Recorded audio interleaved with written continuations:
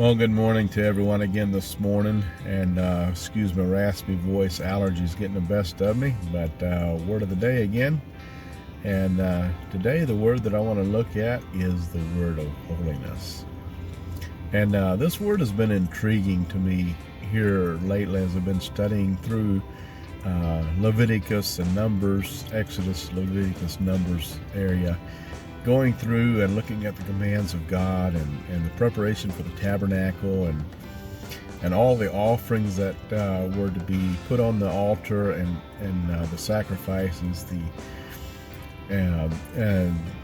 rituals, the procedures, the people, the items and everything that is involved in that. And it's been really intriguing. It's been an interesting study, and I've really enjoyed it. And but there's a couple passages that just really, really stuck out to me in this.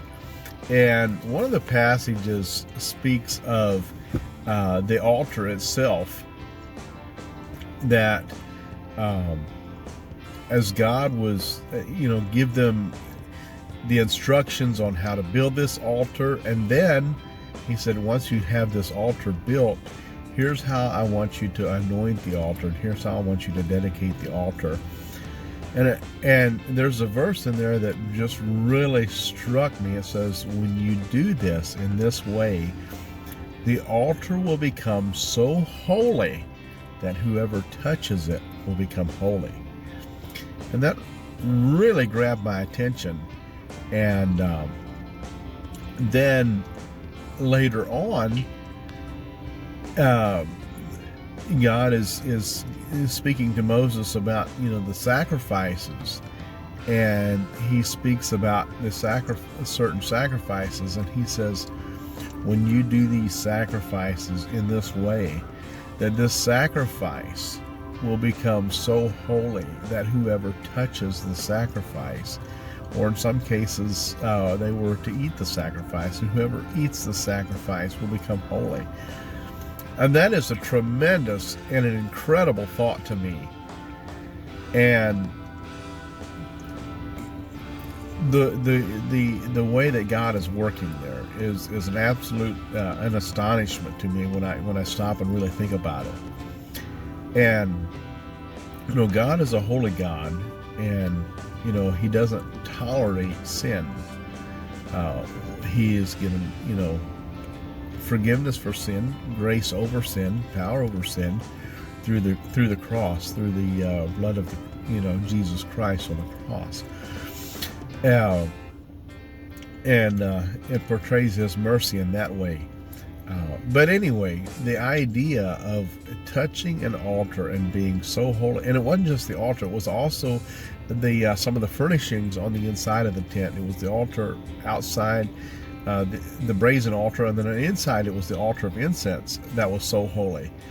So it was three or four different times in there in Leviticus that you find that whoever touches one of these altars or one of these items within the tabernacle, or within the sacrifice itself, will become holy.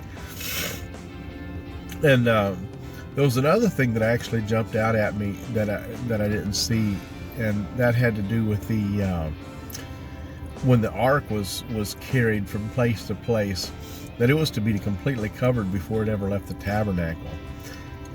Tremendous thought, and God specifically said to cover it with these certain coverings and these certain layers, that nobody will accidentally touch it and die. And that goes back, we immediately go to the story of David and Uzziah, and how David was bringing the ark back to Jerusalem in a cart. The oxen stumbled, and Uzziah put forth his hand to steady the ark and was immediately killed, because they weren't. God said, cover the ark with 3 or 4 coverings before it ever left the tabernacle, and carry it on the anointed priest's shoulders. And so it really speaks to the holiness of God in this case. But what I wanted to bring out this morning briefly here was,